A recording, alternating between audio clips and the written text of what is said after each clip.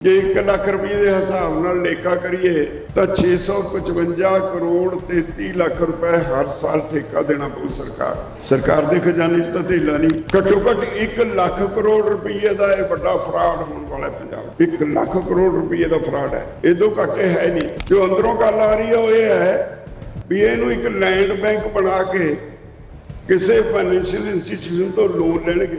ਕੋਈ ਵੀ ਪਾਲਿਸੀ ਬਣਦੀ ਹੈ ਪਹਿਲਾਂ ਸਰਕਾਰਾਂ ਉਹਦਾ ਇੱਕ ਸਰਵੇ ਕਰਵਾਉਂਦੀਆਂ ਨੇ, ਇਹਦਾ ਸਮਾਜ ਉੱਤੇ ਕੀ ਅਸਰ ਹੋਏਗਾ, ਲੋਕਾਂ ਤੇ ਕੀ ਅਸਰ ਹੋਏਗਾ। ਪਰ ਐਸ ਸਰਕਾਰ ਨੇ ਅੱਜ ਤੱਕ ਨਹੀਂ ਦੱਸਦੇ ਵੀ ਉਹਨਾਂ ਕੋਲ ਡਿਮਾਂਡ ਕਿੱਥੋਂ ਆਈ ਵੀ ਉਹਨਾਂ ਨੂੰ ਨਵੇਂ ਘਰ ਬਣਾਉਣ ਵਾਸਤੇ। ਹੁਣ ਤੱਕ ਸਾਰੇ ਦੇਸ਼ ਵਿੱਚ 31% ਸ਼ਹਿਰੀਕਰਨ ਹੋਇਆ, ਪੰਜਾਬ ਦਾ ਉਹ ਤੋਂ ਵੱਧ 42% ਹੋਇਆ। ਇੱਕੋ ਗੱਲ ਕਹਿੰਦਾ ਹੈ ਪਾਲਿਸੀ ਦੇ ਅੰਦਰ ਕੀ ਹੈ ਉਹਦਾ ਜ਼ਿਕਰ ਤੱਕ ਨਹੀਂ ਕੋਈ ਕਰਦਾ, ਨਾ ਮੰਤਰੀ ਨਾ ਮੁੱਖ ਮੰਤਰੀ। ਬਾਰ-ਬਾਰ ਇੱਕੋ ਗੱਲ ਕਹਿੰਦੇ ਆ ਵੀ ਅਸੀਂ ਜੀ 1 ਲੱਖ ਰੁਪਇਆ ਕਰਤਾ ਠੇਕੇ ਦਾ, ਜਿਹੜਾ ਪਾਲਿਸੀ ਦੇ ਵਿੱਚ 30,000 ਸੀ ਉਹਨੂੰ ਵਧਾ ਕੇ 50 ਕਰਤਾ, 50 ਤੋਂ 1 ਲੱਖ ਕਰਤਾ। ਇਦੋਂ ਵੱਡਾ ਫਰਾਡ ਹੋਰ ਕੋਈ ਹੋ ਨਹੀਂ ਸਕਦਾ। ਉਹ ਕਹਿੰਦੇ ਉਹਨੂੰ 3 ਏਕੜ ਜ਼ਮੀਨ ਦੇਵਾਂਗੇ, ਜਿਹੜੀ 3 ਏਕੜ ਦੇਣੀ ਆ ਉਹਦੇ ਡਿਵੈਲਪਮੈਂਟ ਚਾਰजेस 2 ਕਰੋੜ ਰੁਪਇਆ ਫੀ ਏਕੜ ਕਿਸਾਨ ਤੋਂ ਵਸੂਲਾਂਗੇ। 9 ਏਕੜ ਜ਼ਮੀਨ ਖੋਲੀ ਮੁਫਤ ਵਿੱਚ, ਡਿਵੈਲਪਮੈਂਟ ਦੇ ਨਾਂ ਤੇ 6 ਕਰੋੜ ਰੁਪਇਆ ਉਹਦੇ ਕੋਲ ਮੰਗਣਗੇ। ਜੇ ਕਿਤੇ ਕੋਈ ਸਾਂਝਾ ਖਾਤਾ ਕਿਸੇ 4 ਪਰਿਵਾਰਾਂ ਦਾ, ਇਹ ਜਾਣਗੇ ਕਿੱਥੇ ਉਜੜ ਕੇ ਮਨਰੇਗਾ 'ਚ ਕੰਮ ਕਰਦੀਆਂ। ਜੇ ਉਹ ਪਿੰਡ ਹਨ ਤਾਂ ਮਨਰੇਗਾ ਦੇ ਵਿੱਚ ਕੰਮ ਮਿਲਦਾ ਨਾ, ਜੇ ਪਿੰਡੇ ਨਹੀਂ ਰਹਿਣੇ। ਹਾਲੇ 165 ਕਲੋਨੀਆਂ ਹੋਰ ਨੇ ਜਿਹੜੀਆਂ ਪਾਈਪਲਾਈਨ 'ਚ ਨੇ। ਇਸ ਇਕੱਠ ਵਿੱਚ ਹਾਜ਼ਰ ਬਹੁਤ ਹੀ ਸਤਿਕਾਰਯੋਗ ਭੈਣੋ, ਭਰਾਵੋ ਤੇ ਮੰਚ ਤੇ ਬੈਠੇ ਆਗੂ ਸਾਹਿਬਾਨ, ਸਭ ਤੋਂ ਪਹਿਲਾਂ ਫਤਿਹ ਅਰਜ਼ ਕਰਦਾ ਵਾਹਿਗੁਰੂ ਜੀ ਕਾ ਖਾਲਸਾ, ਵਾਹਿਗੁਰੂ ਜੀ ਕੀ ਫਤਿਹ। ਸਾਡੇ ਦੇਸ਼ ਦਾ ਪ੍ਰਧਾਨ ਮੰਤਰੀ, ਉਹਦੇ ਸਾਥੀ ਮੰਤਰੀ ਬਾਰ-ਬਾਰ ਇੱਕ ਗੱਲ ਕਹੀ ਜਾਂਦੇ ਹੈ ਕਿ ਇਹ ਦੇਸ਼ ਦੁਨੀਆ ਦੀ ਸਭ ਤੋਂ ਵੱਡੀ ਡੈਮੋਕ੍ਰੇਸੀ ਦਾ ਮੁੱਢ ਲੋਕ ਹੁੰਦੇ ਆ। ਸਾਡੇ ਸੰਵਿਧਾਨ 'ਚ ਉਹਦੇ ਪ੍ਰੀਐਂਬਲ 'ਚ ਲਿਖਿਆ ਹੈ ਕਿ ਇੱਥੇ ਕਿਹੋ ਜਿਹੀ ਸਰਕਾਰ ਹੋਈ। ਲੋਕਾਂ ਦੀ ਸਰਕਾਰ, ਲੋਕਾਂ ਦੁਆਰਾ ਚੁਣੀ ਹੋਈ, ਲੋਕਾਂ ਦੇ ਭਲੇ ਲਈ। 70 ਸਾਲ ਤੋਂ ਉੱਤੇ ਹੋ ਗਏ ਦੇਸ਼ ਆਜ਼ਾਦ ਹੋਈ। ਜੇ ਲੋਕਾਂ ਦੇ ਭਲੇ ਲਈ ਕੋਈ ਸਰਕਾਰ ਹੁੰਦੀ ਤਾਂ ਅੱਜ ਨੂੰ ਇੱਥੇ ਗਰੀਬੀ ਖਤਮ ਹੋਈ ਹੁੰਦੀ, ਇੱਥੇ ਬੇਰੁਜ਼ਗਾਰੀ ਖਤਮ ਹੋਈ ਹੁੰਦੀ। ਜਿਹੜੀਆਂ ਸਮੱਸਿਆਵਾਂ ਇਸ ਦੇਸ਼ ਦੇ ਲੋਕ ਨਿਤ ਜਿਨ੍ਹਾਂ ਦਾ ਸਾਹਮਣਾ ਕਰਦੇ ਨੇ, ਉਹ ਅੱਜ ਸਮੱਸਿਆਵਾਂ ਨਾ ਹੁੰਦੀਆਂ ਜੇ ਲੋਕਾਂ ਦੀ ਸਰਕਾਰ ਹੁੰਦੀ, ਲੋਕਾਂ ਦੇ ਭਲੇ ਲਈ ਸਰਕਾਰ ਹੁੰਦੀ। ਇਹ ਠੀਕ ਹੈ, ਵੋਟਾਂ ਪੈਂਦੀਆਂ, ਅਸੀਂ ਵੋਟਾਂ ਪਾਉਂਦੇ ਹਾਂ ਜਾਂ ਸਾਡੇ ਕੋਲੋਂ ਕੋਈ ਪਵਾ ਲੈਂਦਾ, ਪਰ ਜਦੋਂ ਸਰਕਾਰ ਬਣ ਜਾਂਦੀ ਹੈ ਫਿਰ ਉਹ ਲੋਕ, ਉਹਨਾਂ ਦੇ ਰੰਗ ਬਦਲ ਜਾਂਦੇ ਆ, ਫਿਰ ਉਹ ਲੋਕਾਂ ਦੇ ਨਹੀਂ ਰਹਿੰਦੇ। ਸਾਨੂੰ ਸਮਝਣਾ ਚਾਹੀਦਾ ਵੀ ਅੱਜ ਦੀ ਰਾਜਨੀਤੀ ਕੋਈ ਸੇਵਾ ਨਹੀਂ ਹੈ। ਇਹ ਜਿਹੜੇ ਪੋਲੀਟੀਕਲ ਲੋਕ ਨੇ, ਸੱਤਾ ਹਥਿਆਉਣ ਵਾਸਤੇ ਤੁਹਾਡੇ ਨਾਲ ਬੜੀਆਂ ਮਿੱਠੀਆਂ ਗੱਲਾਂ ਕਰਦੇ ਨੇ, ਪਰ ਜਦੋਂ ਸੱਤਾ ਹਾਸਲ ਹੋ ਜਾਂਦੀ ਹੈ ਫਿਰ ਇਹ ਆਪਣੇ ਲਈ ਕੰਮ ਕਰਦੇ ਨੇ। ਰਾਜਨੀਤੀ ਵਪਾਰ ਬਣ ਗਈ, ਲੋਕਾਂ ਲਈ ਨਹੀਂ ਹੈ। ਔਰ ਇਹੋ ਵਜ੍ਹਾ ਹੈ ਕਿ ਇੰਨੇ ਸਾਲਾਂ ਬਾਅਦ ਅੱਜ ਦੀਆਂ ਸਰਕਾਰਾਂ ਦਾ ਰਵੱਈਆ ਲੋਕਾਂ ਪ੍ਰਤੀ ਬਿਲਕੁਲ ਹੀ ਬਦਲ ਗਿਆ। ਅਸੀਂ ਦਿੱਲੀ ਦਾ ਅੰਦੋਲਨ ਜਿੱਤ ਕੇ ਆਏ।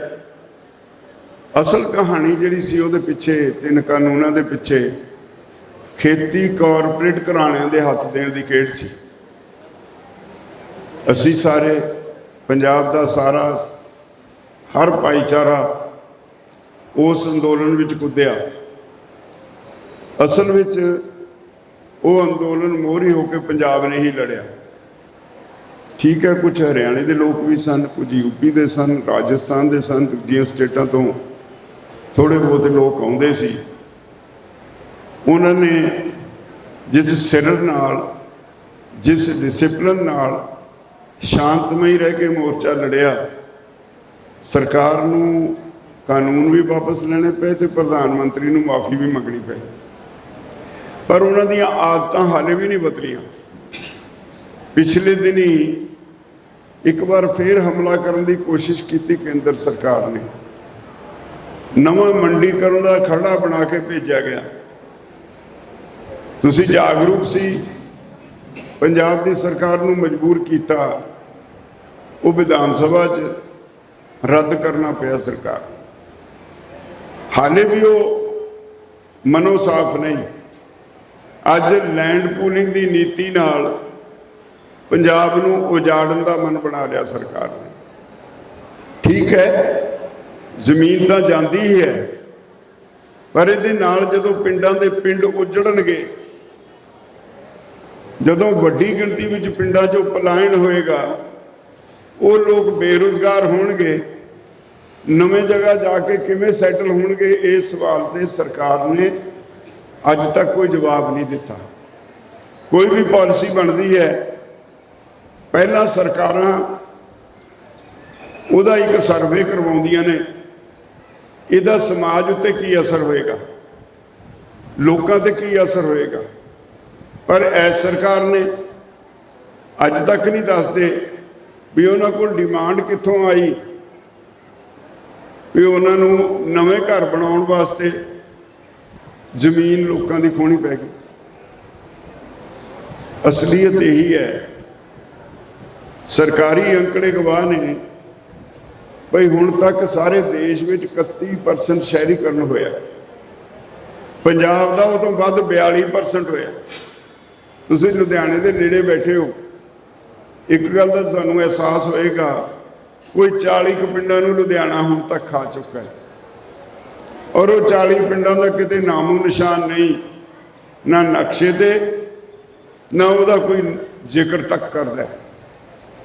ਹੁਣ ਸਰਕਾਰ ਨੇ 76 ਪਿੰਡਾਂ ਦੀ ਜ਼ਮੀਨ ਮਕਾਨ ਉਸਾਰੀ ਲਈ ਹੋਣ ਵਾਸਤੇ ਨੋਟੀਫਿਕੇਸ਼ਨ ਕੀਤੀ ਹੈ।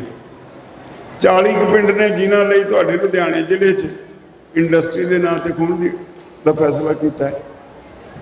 ਔਰ ਅੱਜ ਮੁੱਖ ਮੰਤਰੀ ਇੱਕੋ ਗੱਲ ਕਹਿੰਦਾ ਹੈ, ਪਾਲਿਸੀ ਦੇ ਅੰਦਰ ਕੀ ਹੈ ਉਹਦਾ ਜ਼ਿਕਰ ਤੱਕ ਨਹੀਂ ਕੋਈ ਕਰਦਾ, ਨਾ ਮੰਤਰੀ ਨਾ ਮੁੱਖ ਮੰਤਰੀ ਨਾ ਉਹਦੇ ਕੋਈ ਅਧਿਕਾਰੀ। ਬਾਰ-ਬਾਰ ਇੱਕੋ ਗੱਲ ਕਹਿੰਦੇ ਹੈ ਵੀ ਅਸੀਂ ਜੀ 1 ਲੱਖ ਰੁਪਇਆ ਕਰਤਾ ਠੇਕੇ ਦਾ, ਜਿਹੜਾ ਪਾਲਿਸੀ ਦੇ ਵਿੱਚ 30,000 ਸੀ ਉਹਨੂੰ ਵਧਾ ਕੇ 50 ਕਰਤਾ, 50 ਤੋਂ 1 ਲੱਖ ਕਰਤਾ। ਇਦੋਂ ਵੱਡਾ ਫਰਾਡ ਹੋਰ ਕੋਈ ਹੋ ਨਹੀਂ ਸਕਦਾ। ਮੈਂ ਲੇਖਾ ਕਰ ਰਿਹਾ ਸੀ ਵੀ ਪੰਜਾਬ 'ਚ 65,533 ਏਕੜ ਜ਼ਮੀਨ ਇਹਨਾਂ ਨੇ ਐਕਵਾਇਰ ਕਰਨੀ। ਜੇ 1 ਲੱਖ ਰੁਪਏ ਦੇ ਹਿਸਾਬ ਨਾਲ ਲੇਖਾ ਕਰੀਏ ਤਾਂ 655 ਕਰੋੜ 33 ਲੱਖ ਰੁਪਏ ਹਰ ਸਾਲ ਠੇਕਾ ਦੇਣਾ ਪਊ ਸਰਕਾਰ ਦੇ ਖਜ਼ਾਨੇ 'ਚ ਤਾਂ ਧੇਲਾ ਨਹੀਂ, ਨਾ ਕੋਈ ਬਜਟ ਵਿੱਚ ਇੱਦਾਂ ਦੀ ਰਕਮ ਰੱਖੀ ਹੈ, ਕੋਈ ਬਜਟ ਪ੍ਰੋਵੀਜ਼ਨ ਨਹੀਂ, ਤਾਂ ਫਿਰ ਝੂਠ ਹੀ ਮਾਰਿਆ ਨਾ।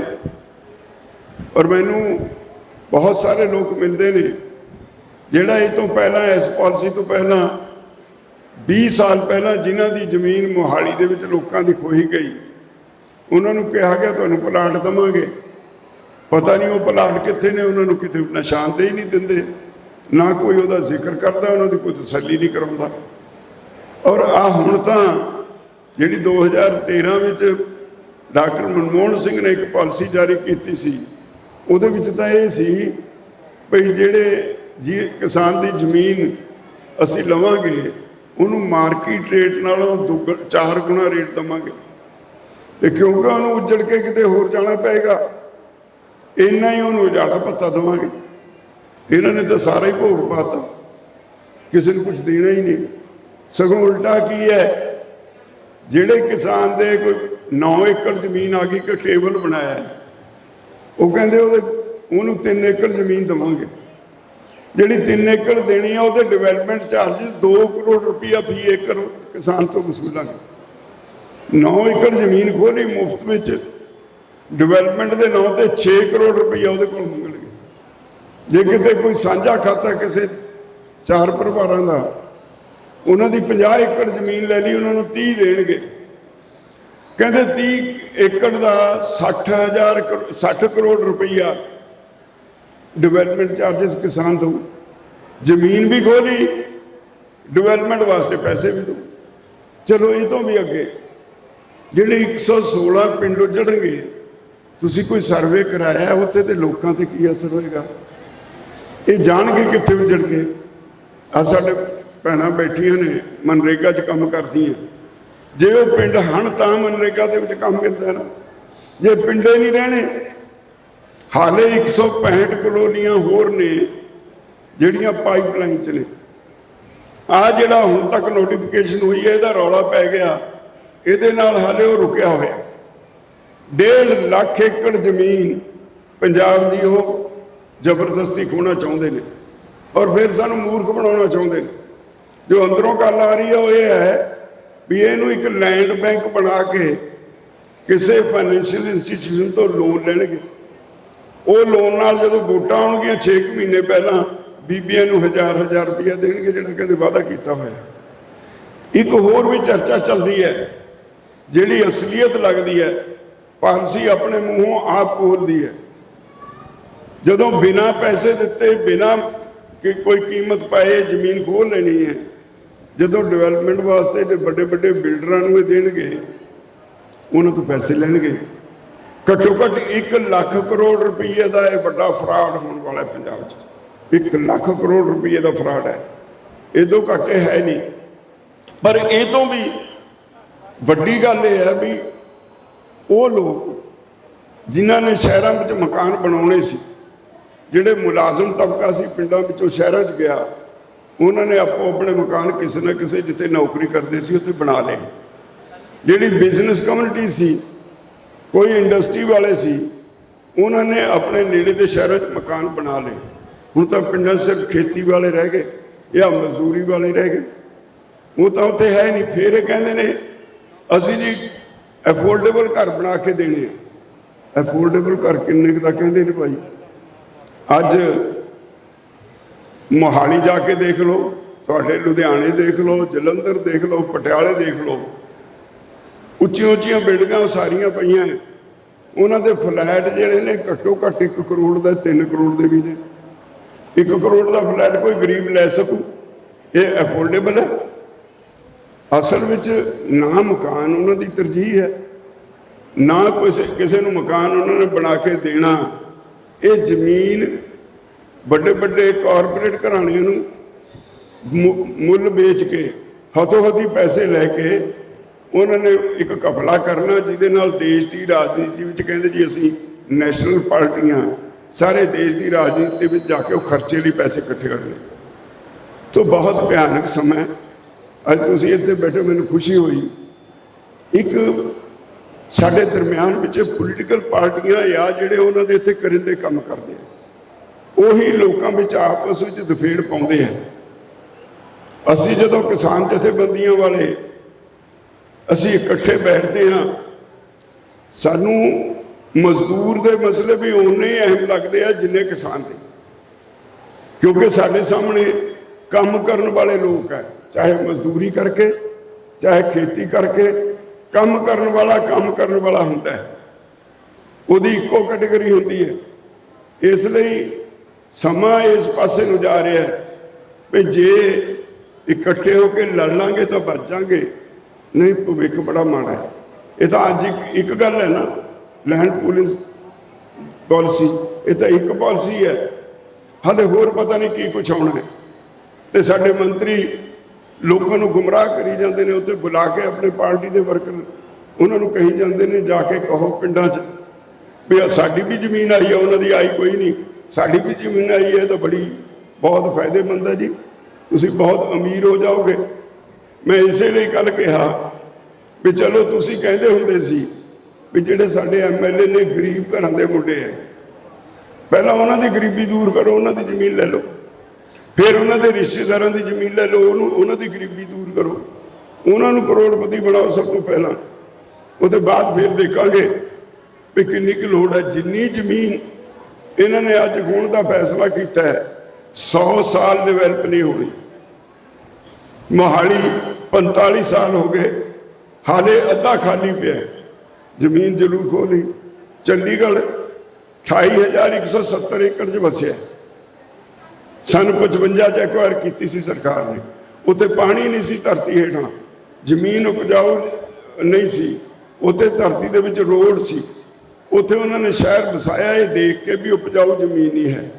ਪਰ ਅੱਜ ਜਿਹੜੀ ਜ਼ਮੀਨ ਖੋਈ ਜਾ ਰਹੀ ਹੈ, ਅਸੀਂ ਇਹ ਪੇਂਡੂ ਭਾਸ਼ਾ 'ਚ ਕਹਿੰਦੇ ਹਾਂ ਵੀ ਝੋਟੇ ਦਾ ਸਿਰ ਹੈ। ਇੰਨੀ ਉਪਜਾਊ ਜ਼ਮੀਨ, ਫਿਰ ਇਹਦਾ ਦੇਸ਼ ਦੇ ਅੰਨ ਭੰਡਾਰ 'ਤੇ ਵੀ ਅਸਰ ਪਏਗਾ। ਪੰਜਾਬ ਇੱਕੋ ਇੱਕ ਸੂਬਾ ਹੈ ਦੇਸ਼ ਦੇ ਕੁੱਲ ਰਕਬੇ ਦਾ 1.5% ਹੀ ਹੈ, ਔਰ ਅਸੀਂ ਅੱਜ ਵੀ ਦੇਸ਼ ਦੇ ਅੰਨ ਭੰਡਾਰ 'ਚ 46% ਹਿੱਸਾ ਪਾਉਂਦੇ ਹਾਂ। ਜੇ ਪੰਜਾਬ, ਇਹ ਕਹਿੰਦੇ ਨੇ ਨਾ ਚੌਲ ਬੰਦ ਕਰੋ, ਜੇ ਚੌਲ ਬੰਦ ਕਰਤੇ ਤਾਂ ਜਿਹੜੇ ਤੁਸੀਂ 5 ਕਿਲੋ ਆਟਾ ਦਾਲ ਦਿੰਦੇ ਹੋ ਉਹ ਕਿੱਥੋਂ ਦੋਗੇ? ਕਿਸੇ ਸੂਬੇ ਕੋਲ ਸਰਪਲਸ ਨਹੀਂ ਹੈ, ਸਰਪਲਸ ਸਿਰਫ ਪੰਜਾਬ ਕੋਲ ਹੈ। ਤੋ ਇਹ ਅੱਜ ਲੋਕਾਂ 'ਚ ਇੱਕ ਜਾਗਰੂਕਤਾ ਆਈ ਹੈ, ਲੋਕੀ ਇਹਨਾਂ ਦੀ ਗੱਲ ਨੂੰ ਸਮਝਣ ਲੱਗੇ, ਇਹਨਾਂ ਦੀਆਂ ਬੇਈਮਾਨੀਆਂ ਨੇ ਇਹਨਾਂ ਨੂੰ ਨੰਗੇ ਕੀਤਾ। ਤੋ ਮੈਂ ਧੰਨਵਾਦੀ ਹਾਂ ਸਰ ਤਰਸੇਮ ਜੋਧਾ ਹੋਰਾਂ ਦਾ, ਉਹਨਾਂ ਨੇ ਇੱਕ ਮੌਕਾ ਦਿੱਤਾ ਹੈ ਜਿੱਥੇ ਮਜ਼ਦੂਰ ਤੇ ਕਿਸਾਨ ਇਕੱਠੇ ਬੈਠੇ ਨੇ, ਔਰ ਇਸੇ ਤਰ੍ਹਾਂ ਵਾਹਿਗੁਰੂ ਮਿਹਰ ਕਰੇ ਸਾਨੂੰ ਸਾਰਿਆਂ ਨੂੰ ਸੁਧ ਬੁੱਧੀ ਸਮਤ ਬਖਸ਼ੇ। ਅਸੀਂ ਜੇ ਇਕੱਠੇ ਹੋ ਕੇ ਲੜਾਂਗੇ, ਆਪਣੇ ਪਿੰਡ ਬਚਾ ਲਾਂਗੇ, ਤਾਂ ਸਾਡਾ ਭਵਿੱਖ ਬਚ ਜਾਏਗਾ। ਨਹੀਂ ਤਾਂ ਜਦੋਂ ਜੇ ਸਾਰੀ ਜ਼ਮੀਨ ਉਹਨਾਂ ਨੇ ਐਕਵਾਇਰ ਕਰ ਲਈ, ਪਿੰਡਾਂ 'ਚ ਸਾਰੇ ਪਿੰਡਾਂ ਦੇ ਪਿੰਡ ਉੱਜੜ ਗਏ, ਜਾ ਕੇ ਵਸੋਗੇ ਕਿੱਥੇ? ਘਰ ਕਿੱਥੇ ਬਣਾਓਗੇ? ਰੁਜ਼ਗਾਰ ਕਿੱਥੇ ਲਓਗੇ ਨਵੇਂ ਸਿਰ 'ਤੇ? ਫਿਰ ਤੁਹਾਨੂੰ ਟੌਫੀਆਂ ਵੇਚਣ ਲਾਉਣਾ। ਤਾਂ ਮੈਂ ਧੰਨਵਾਦੀ ਹਾਂ, ਇਹਨਾਂ ਨੇ ਪਹਿਲ ਕੀਤੀ ਔਰ ਲੋੜ ਹੈ ਸਮੇਂ ਦੀ ਵੀ ਸਾਰੇ ਪੰਜਾਬ ਵਿੱਚ ਇਹ ਹੋਕਾ ਦੇ ਕੇ ਮਿਹਨਤ ਕਰਕੇ ਮਜ਼ਦੂਰ ਤੇ ਕਿਸਾਨਾਂ ਨੂੰ ਇਕੱਠੇ ਕਰਨ ਦੀ ਲੋੜ ਹੈ, ਤਾਂ ਇਹ ਲੜਾਈ ਜਿੱਤੀ ਜਾ ਸਕੂ। ਮੈਂ ਆਸ ਕਰਦਾ ਆਪਾਂ ਸਾਰੇ ਇਕੱਠੇ ਹੋ ਕੇ ਲੜਾਂਗੇ ਔਰ ਹਰ ਹਾਲਤ ਜਿੱਤਾਂਗੇ। ਇੱਕ ਬੇਨਤੀ ਹੋਰ ਕਰਦਾ, ਮੇਰਾ ਇੱਕ ਤਜਰਬਾ, ਮੈਂ ਹਰ ਜਗ੍ਹਾ ਇਹ ਗੱਲ ਕਹਿਣਾ, ਉਹੀ ਅੰਦੋਲਨ ਜਿੱਤਦਾ ਜਿਹਦੇ 'ਚ ਡਿਸਿਪਲਿਨ ਹੋਵੇ, ਉਹੀ ਅੰਦੋਲਨ ਜਿੱਤਦਾ ਜਿਹੜਾ ਸ਼ਾਂਤਮਈ ਹੋਵੇ। ਜੇ ਜੋਸ਼ ਦੇ ਨਾਲ ਹੋਸ਼ ਨਾ ਹੋਵੇ, ਇਕੱਲੇ ਜੋਸ਼ ਵਿੱਚ ਅਸੀਂ ਗਰਮੀ 'ਚ ਕੁਝ ਗਲਤੀ ਕਰ ਬੈਠੀਏ, ਤਾਂ ਸਰਕਾਰ ਜਿੱਤ ਜਾਂਦੀ ਹੈ। ਉਹਨਾਂ ਨੂੰ ਅਥਾਹ ਸ਼ਕਤੀਆਂ ਮਿਲ ਜਾਂਦੀਆਂ ਲੋਕਾਂ ਨੂੰ ਕੁੱਟਣ ਦੀਆਂ, ਲੋਕਾਂ ਨੂੰ ਖੰਡਾਉਣ ਦੀਆਂ। ਤੋ ਇਸ ਗੱਲ ਦਾ ਖਿਆਲ ਰੱਖਿਓ, ਹਾਲੇ ਤਾਂ ਸ਼ੁਰੂਆਤ ਹੈ। ਇਹਨੇ ਮੋਰਚੇ ਨੇ ਹਾਲੇ ਹੋਰ ਬੜੀ ਤੇਜ਼ੀ ਨਾਲ ਭਖਣਾ ਹੈ, ਤੇ ਜਦੋਂ ਭਖ ਗਿਆ ਫਿਰ ਜਿੰਨਾ ਇਹਨੂੰ ਸ਼ਾਂਤਮਈ ਰੱਖੋਗੇ ਉਹਨਾਂ ਸਰਕਾਰ ਦੀ ਦਫਾ ਜ਼ਿਆਦਾ ਪੱਟੀ ਜਾਊ। ਔਰ ਇਸ ਵੇਲੇ ਸਰਕਾਰ ਦੇ ਅੰਦਰ, ਉਹਨਾਂ ਦੇ ਅੰਦਰ ਇੱਕ ਹਲਚਲ ਹੈ, ਬੁਖਲਾਏ ਹੋਏ ਨੇ। ਰੋਜ਼ ਉਹ ਪ੍ਰੈਸ ਕਾਨਫਰੰਸ ਕਰਦੇ ਨੇ, ਰੋਜ਼ ਕੋਈ ਨਵੀਂ ਤੋਂ ਨਵੀਂ ਗੱਲ ਕਰਦੇ ਆ, ਪਰ ਅੰਦਰ ਉਹਦੇ ਕੀ ਹੈ ਉਹਦਾ ਜ਼ਿਕਰ ਤੱਕ ਨਹੀਂ ਕਰਦੇ। ਕਿਸੇ ਸਵਾਲ ਦਾ ਜਵਾਬ ਨਹੀਂ ਦਿੰਦੇ ਮੀਡੀਆ ਨੂੰ, ਪਾਲਿਸੀ ਦੇ ਅੰਦਰ ਕੀ ਹੈ। ਇਸ ਲਈ ਮੈਨੂੰ ਲੱਗਦਾ ਹੈ ਜਿਸ ਤਰ੍ਹਾਂ ਸਾਰੇ ਪੰਜਾਬ ਵਿੱਚ ਲੋਕੀ ਇਹਦੇ ਖਿਲਾਫ ਖੜੇ ਹੋ ਗਏ ਨੇ, ਸਰਕਾਰ ਦੀ ਮਜਬੂਰੀ ਹੋਏਗੀ, ਨਹੀਂ ਤਾਂ ਸਰਕਾਰ ਦਾ ਭੋਗ ਪੈ ਜਾਏਗਾ। ਤੁਹਾਡਾ ਬਹੁਤ ਬਹੁਤ ਧੰਨਵਾਦ। ਵਾਹਿਗੁਰੂ ਜੀ ਕਾ ਖਾਲਸਾ, ਵਾਹਿਗੁਰੂ ਜੀ ਕੀ ਫਤਿਹ।